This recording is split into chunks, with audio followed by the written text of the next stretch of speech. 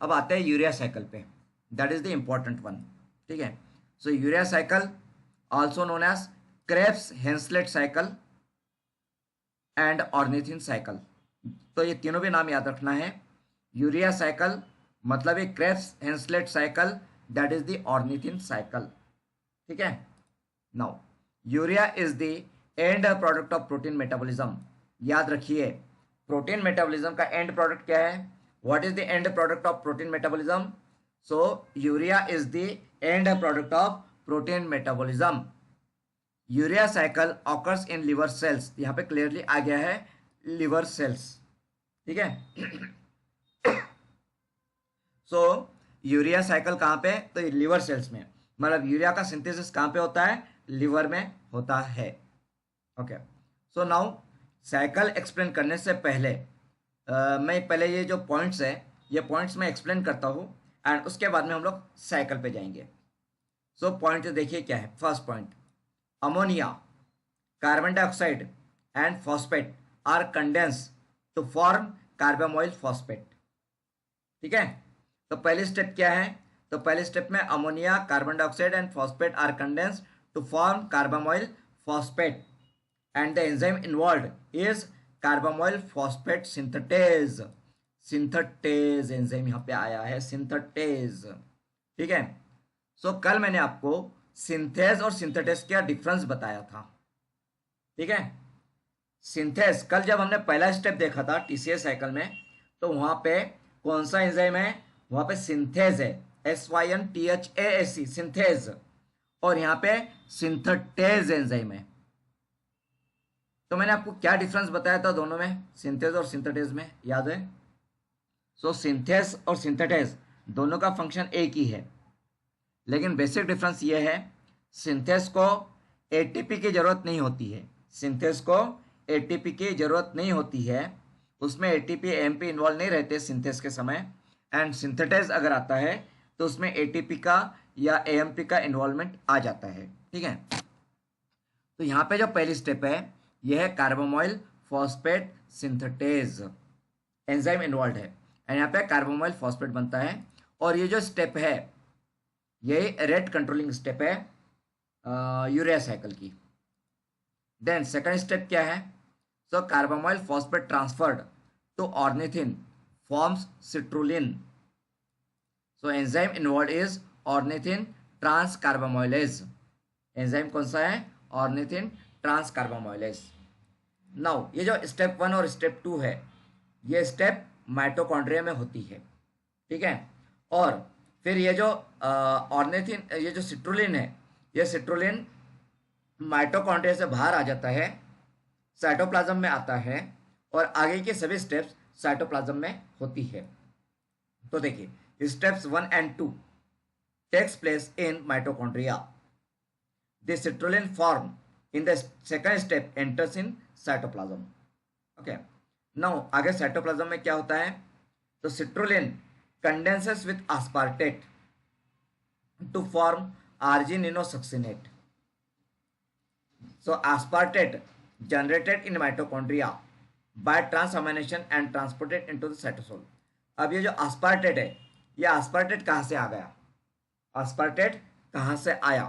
तो ये aspartate आता है माइटोकॉन्ड्रिया में से। कहाँ से आता है? माइटोकॉन्ड्रिया। और ये माइटोकॉन्ड्रिया में कैसे आता है? तो माइटोकॉन्ड्रिया में जो ट्रांसअमाइनेशन की रिएक्शन होती है तो वहां से यह एस्पार्टेट जनरेट होता है। तो यहाँ पे एक तो क्लियर है कि ट्रांसअमाइनेशन रिएक्शन कहाँ पे होती है? तो माइटोकॉन्ड्रिया में होती है। जैसा अभी आपने सवाल पूछा था, संकेत आपने पूछा था कि ट्रांसअमाइनेशन रिएक्शन का साइट क्या है, तो एक तो है कि माइटोकॉन्ड्रिया में ये होता है। ट्रांसअमाइनेशन कहाँ पे होता है? माइटोकॉन्ड्रिया में होता है। ओके, तो यहाँ पे थर्ड स्टेप है citrulline condenses with aspartate to form argininosuccinate. और एस्पार्टेट कहाँ से आ गया? तो aspartate generated in mitochondria by transamination and transported into the cytosol. ठीक है, सो ये जो कंडेंसेशन रिएक्शन है इसमें एंजाइम है आर्जिनिनोसक्सिनेट सिंथेटेज। सिंथेटेज आया है यहाँ पे भी। कौन सा एंजाइम आया है? सिंथेटेज। देन अब ये जो आर्जिनिनोसक्सिनेट है it cleaves into arginine and fumarate. अब इसका क्लीवेज होता है, ब्रेक होता है ये आर्जिनिन एंड फ्यूमरेट में। अब यहाँ पे एंजाइम कौन सा है, तो एंजाइम है argininosuccinase. Enzyme involve is argininosuccinase. अब यहाँ पे जो आर्जिनिन एंड फ्यूमरेट दो प्रोडक्ट फॉर्म हो रहे हैं।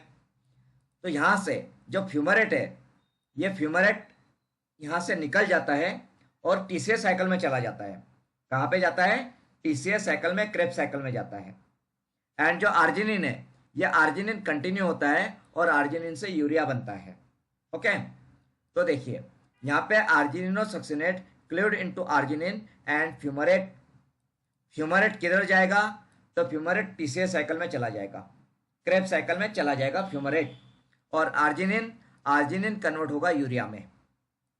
तो नाउ मुझे बताइए कि जो यूरिया साइकिल है, यूरिया साइकिल और टीसीएस साइकिल एक दूसरे से कनेक्टेड है। तो कैसे कनेक्टेड है, यूरिया साइकिल और टीसीएस साइकिल के बीच में लिंक क्या है, what is the link between urea cycle and TCS cycle. तो urea cycle and TCS cycle के बीच में link is fumarate. Fumarate is the link between urea cycle and TCS cycle.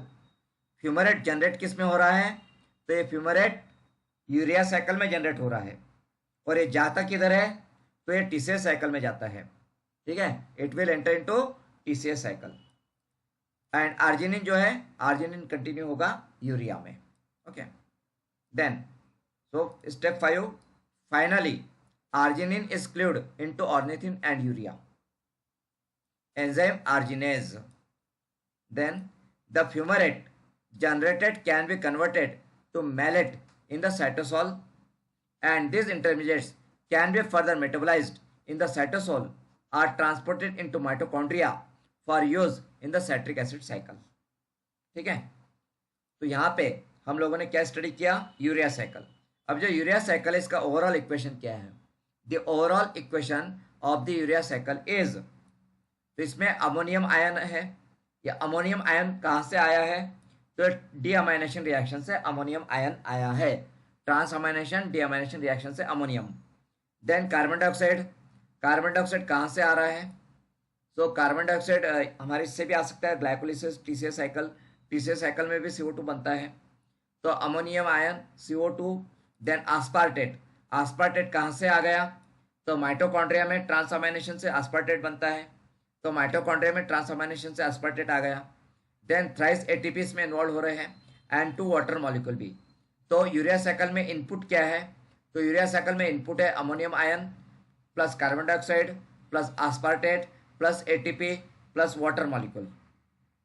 And output क्या है, urea cycle का output है urea, fumarate, twice ADP, twice PI मतलब inorganic phosphate, plus AMP plus PPI.